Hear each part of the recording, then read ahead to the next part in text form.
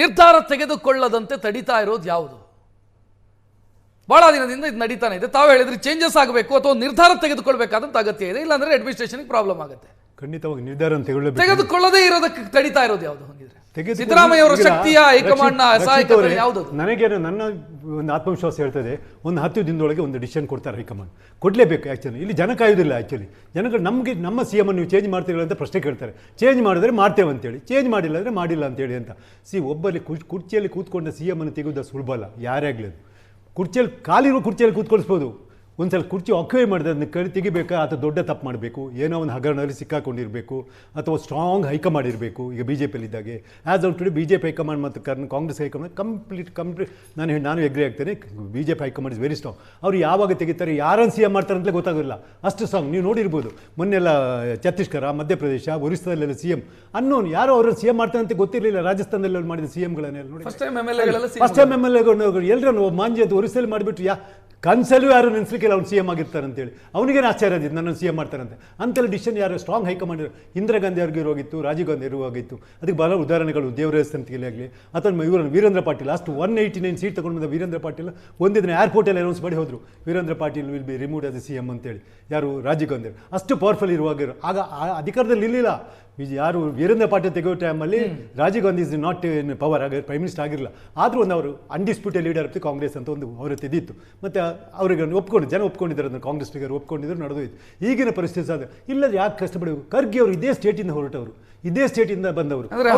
ಅಸಹಾಯಕತೆ ಸಿದ್ದರಾಮಯ್ಯರಿಗೆ advantage ಯಾವುದು? High command ಅಸಹಾಯಕತೆ ಅಲ್ಲ, ಸಿದ್ದರಾಮಯ್ಯಗೆ advantage ಅಲ್ಲ, ಅಸಹಾಯಕತೆ ಅಂತಲ್ಲ. ಸಿದ್ದರಾಮಯ್ಯ ಅಡ್ವಾಂಟೇಜ್ ಅಂತ ಹೇಳೋದಿಲ್ಲ. ಆ್ಯಕ್ಚುಲಿ ಇದುವರೆಗೂ ಅವರು ಕರೆಕ್ಟ್ ಡಿಸಿಷನ್ ಕೊಡಬೇಕು. ನಾನು ಯಾವುದೇ ಪರವಾಗಿ ಇಷ್ಟೇ ಡಿಸಿಷನ್ ಕೊಡಲಿ. ಬಹುಶಃ ಅವರು ನನಗೆ ಇದು ಸದ್ಯಲ್ಲೇ ಡಿಸಿಷನ್ ಕೊಡ್ತು. May be the decision may be in favour of Siddaramaiah. My personal opinion. I may be wrong in the coming days, but as of today it looks like that decision may be in favor of Siddaramaiah. ಯಾಕಂದರೆ ಅದರಲ್ಲಿ ಕೆಲವು ಇದು ಉಂಟು, ಏನಕ್ಕಂದರೆ ಕಾರಣಗಳುಂಟು. ಅದಕ್ಕೆ ಆ ಕಾರಣಗಳನ್ನು ನಾನು ಹೇಳಲಿಕ್ಕೆ ಹೊರಡಲ್ಲ. ರಕ್ಷತ್, ನನಗನ್ಸುತ್ತೆ ನೋಡಿ, ಒಂದು ವೇಳೆ ಹೈಕಮಾಂಡ್ ಏನಾದರೂ ಫೇವರಿಂಗ್ ಡಿ ಕೆ ಶಿವಕುಮಾರ್ ನಿರ್ಣಯ ತೆಗೆದುಕೊಳ್ಬೇಕಾದ್ರೆ ಪ್ರಾಯಶಃ ಮೇದಲ್ಲಿ ಒಂದು ಸಭೆ ನಡೆಸ್ಬೋದು, ದಿಲ್ಲಿಗೆ ಕರೆಸ್ಬೋದು. ಒಂದು ವೇಳೆ ಫೇವರೇಬಲ್ ಡಿಸಿಷನ್ ತೆಗೆದುಕೊಳ್ಳದೇ ಇರುವ ತೀರ್ಮಾನ ಅಥವಾ ವಿಳಂಬ ಮಾಡುವ ತೀರ್ಮಾನ ತೆಗೆದುಕೊಂಡ್ರೆ ನೋಡಿ, ಹೈಕಮಾಂಡ್ ಚೇಂಜ್ ಮಾಡುವ ನಿರ್ಧಾರ ಹೇಳ್ಬೋದು. ನಾವು ಚೇಂಜ್ ಮಾಡಲ್ಲ ಅನ್ನುವ ನಿರ್ಧಾರವನ್ನು ಯಾವುದೇ ಹೈಕಮಾಂಡ್ ಹೇಳಲ್ಲ. ನೀವು ಚೇಂಜ್ ಮಾಡಲ್ಲ ಅನ್ನೋದರ ಅರ್ಥ ಏನು? ನನಗೆ ಇಲ್ಲೊಂದು ಪ್ರಶ್ನೆ ಬರುತ್ತೆ. ಸೆಕೆಂಡ್ ಪಾರ್ಟಿಗೆ ನೀವೇನು ಬೇಕಾದ್ರೆ ಡಿಸಿಷನ್ ಈಗ ತಡವಾಗಿ ನಿರ್ಧಾರ ತೆಗೆದುಕೊಳ್ಳಬಹುದು ಅಂತ ಅನ್ಕೊಳ್ಳೋಣ, ಅಥವಾ ನಾಯಕತ್ವದ ಬದಲಾವಣೆ ವಿಚಾರದಲ್ಲಿ ಈಗ ನಿರ್ಧಾರ ತೆಗೆದುಕೊಳ್ಳದೇ ಇರಬಹುದು. But cabinet reshuffle, cabinet reshuffle is a posturing point. ಎಂಎಲ್ಎಗಳು ಮಾತಾಡ್ತಾರೆ, ಸಿಕ್ಕಾಪಟ್ಟೆ ಡ್ಯಾಮೇಜಿಂಗ್ ಇದೆ. ಎಂಎಲ್ಎಗಳು ಮಾತಾಡ್ತಿರ್ತಾರೆ. ನೀವು ಇವತ್ತು ಎಂಎಲ್ಎಗಳು ಏನು ಹೇಳ್ತಿದ್ದಾರೆ, ನಮ್ಮನ್ನು ಮಂತ್ರಿ ಮಾಡಿ ಅಂತ. ನಮ್ಮನ್ನು ಮಂತ್ರಿ ಮಾಡೋದು ಅನ್ನೋದರ ಜೊತೆಗೆ ಇರೋರು ಸರಿ ಇಲ್ಲ ಅಂತ ಹೇಳ್ತಿದ್ದಾರೆ. ಅದು ಬಹಳ ಮುಖ್ಯ ಆಗ್ತದೆ. ಅವ್ರನ್ನ ತೆಗೀರಿ. ಅವ್ರನ್ನ ತೆಗೆದಾಗ ಆ ಮಂತ್ರಿಗಳ ಪರವಾಗಿ ಅನುಕಂಪ ಇರುತ್ತೆ. ಹಂಗ್ ಪೊಲಿಟಿಕಲ್ ಡಿಸಿಷನ್ ನೋಡಿ.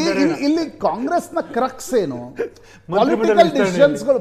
ನೀವು ಇದು ಬಿಜೆಪಿಗೂ ಇತ್ತು.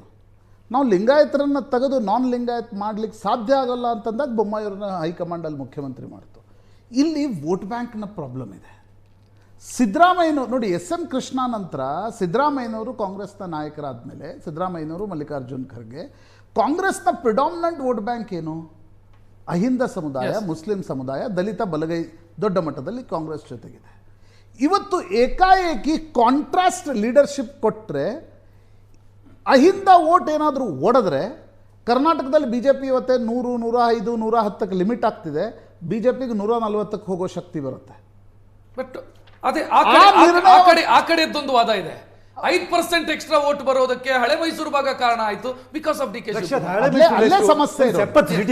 ಒಕ್ಕಲಿಗ ವೋಟ್ ಬ್ಯಾಂಕ್ ನಿಮಗೆ ಎಷ್ಟು ಬರ್ಬೋದು? JDS ಇದ್ದಾಗ ಹೈಪೋಥೆಟಿಕಲಿನೇ ಮಾತಾಡೋಣ. ನಂಗೆ ಗೊತ್ತು ರಮೇಶ್ ಬಾಬು ಸರ್ ನಗ್ತಾರೆ, ಅದು ಹೈಪೋಥೆಟಿಕಲಿನೇ ಮಾತಾಡೋಣ. 50-50 ಬರ್ಬೋದು. ಬಟ್ ನಮ್ಮ ಬೇಸ್ ವೋಟ್ ಏನಾದರೂ ಒಡೆದ್ರೆ ಆಗ ಏನು ಮಾಡಬೇಕು ಅಂತಕ್ಕಂಥದ್ದು ಕಾಂಗ್ರೆಸ್ ಹೈಕಮಾಂಡನ್ನು ಕಾಡ್ತಾ ಇರ್ತಕ್ಕಂಥ ದೊಡ್ಡ ಪ್ರಶ್ನೆ. ಸಿದ್ದರಾಮಯ್ಯನವರು ಯಾಕೆ ಅನಿವಾರ್ಯ ಆಗ್ತಿದ್ದಾರೆ ಕಾಂಗ್ರೆಸ್ ಹೈಕಮಾಂಡ್ಗೆ? ಇಷ್ಟು ಡಿ ಕೆ ಶಿವಕುಮಾರ್ ಬಿಗಿಪಟ್ಟನ್ನು ಹಾಕಿದರೂ ಕೂಡ ಹೈಕಮಾಂಡ್ ಇನ್ನೂವರೆಗೂ ಅಪ್ಲಿಕೇಶನ್ ಆಫ್ ಮೈಂಡ್ ಮಾಡ್ತಿಲ್ಲ. ಯಾಕೆ? ನಾಯಕತ್ವ ಅಲ್ಲ, ವೋಟ್ ಬ್ಯಾಂಕ್ ಏನಾದರೂ ಡಿಸ್ಟರ್ಬ್ ಆದರೆ 94ರಲ್ಲಿ ಏನಾಗಿತ್ತು ಅದು ಮತ್ತೆ 2028ರಲ್ಲಾದರೆ ಭಾರಿ ದೊಡ್ಡ ಬೆಲೆ ತರಬೇಕಾಗತ್ತೆ ಅನ್ನೋದೇ ಕಾಂಗ್ರೆಸ್ ಹೈಕಮಾಂಡ್ ವೋಟ್ ಬ್ಯಾಂಕ್ ನ ಲೆಕ್ಕಾಚಾರದಲ್ಲಿ ಅಡ್ಮಿನಿಸ್ಟ್ರೇಷನ್ ಮರಿತಾ ಇದ್ದೀರಾ ಅಂತ ನಾನು ಯಾಕೆ ಕೇಳ್ತಾ ಇದ್ದೀನಿ ಅಂತಂದ್ರೆ, ಅಗೈನ್ ನಮ್ಮನ್ನು ಮಂತ್ರಿ ಮಾಡಿ ಇರೋರು ಸರಿ ಇಲ್ಲ. ಇದು ಇವತ್ತಿಂದ ಅಲ್ಲ, 3 ತಿಂಗಳಿಂದ ಇದಾಗ್ತಾ ಇದೆ. ಇರೋರು ಸರಿ ಇಲ್ಲ, ಹೊಸಬರಿಗೆ ಅವಕಾಶ ಕೊಡಿ, ಹೊಸಬರಿಗೆ ಅವಕಾಶ ಕೊಡಿ ಅಂತ ಕೇಳೋದು ಓಕೆ.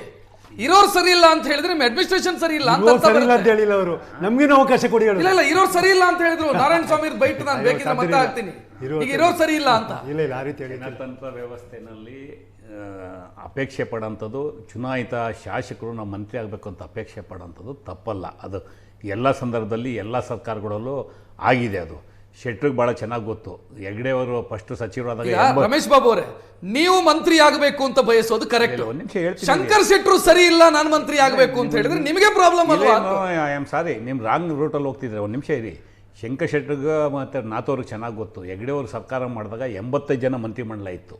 ಇದ್ದಿದ್ದೇ 90 ಜನ MLAಗಳಿಗೆ 85 ಜನ ಮಂತ್ರಿ ಆಗಿ 15%. ಅದು ಬೇರೆ. ಅದು ಹಾಗೆ ಇರಲಿಲ್ಲ 15%, ಹಾಗಾಗಿ 80 ಮಾಡಿದ್ರು. 15%. ಈಗ ತಾವು ಏನು ಹೇಳ್ತಾ ಇದ್ದೀರಾ, ಯಾರೋ ಒಬ್ಬರು ಪರ್ಸ್ನಲ್ ವ್ಯೂನ ಯಾರೋ ವೈಯಕ್ತಿಕವಾಗಿ ಹೇಳ್ಬಿಟ್ರೆ ಅದು ಜನರಲೈಸ್ ಆಗಲ್ಲ.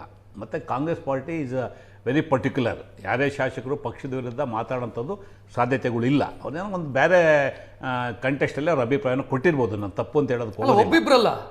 ಇಲ್ಲ ಏನು ನೋಡಿ, ಅದು ನಾನು ಹೇಳ್ತಾ ಇರ್ತಕ್ಕಂಥದ್ದು 35 ಜನ ಬೇರೆ ಬೇರೆ ಕ್ಯಾಬಿನೆಟ್ ಸೈಡ್ 40-45 ಜನ ಇದ್ದಾರೆ.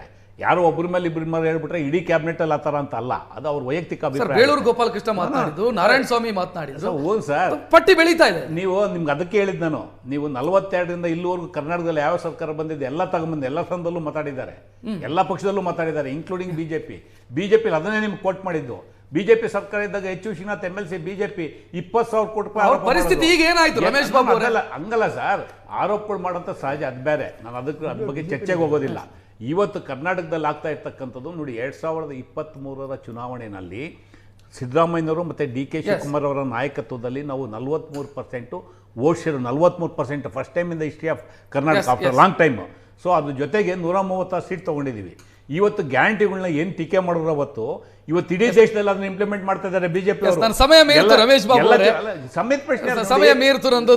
ನಾನು ಕಾರ್ಯಕ್ರಮವನ್ನು ಮುಕ್ತಾಯಗೊಳಿಸುವಂತ ಸಮಯ. ನಮ್ಮಲ್ಲಿ AICC ಏನು ತೀರ್ಮಾನ ತಗೊಳುತ್ತೆ, ಹೈಕಮಾಂಡ್ ಏನು ತೀರ್ಮಾನ ತಗೊಳುತ್ತೆ, ರಾಹುಲ್ ಗಾಂಧಿ ಅವರು ಏನು ತೀರ್ಮಾನ ತಗೋತಾರೆ, ಅದು final. It applicable to all. Thank you Ramesh Babu ಅವರೇ, ಚಂದ್ರಶೇಖರ್ ಅವರೇ, ಶಂಕರ್ ಶೆಟ್ರೆ, ಪ್ರಶಾಂತ್ ನಾಥ್ ಅವರಿಗೂ ಧನ್ಯವಾದವನ್ನು ಹೇಳ್ತಾ ಕಾರ್ಯಕ್ರಮ ಮುಕ್ತಾಯಗೊಳಿಸುವಂತ ಸಮಯ. ನೇರ ದಿಟ್ಟ ನಿರಂತರ ಸುದ್ದಿಗಾಗಿ ನೋಡ್ತಾ ಇರಿ ಏಷ್ಯಾನೆಟ್ ಸುವರ್ಣ ನ್ಯೂಸ್. ನಮಸ್ಕಾರ.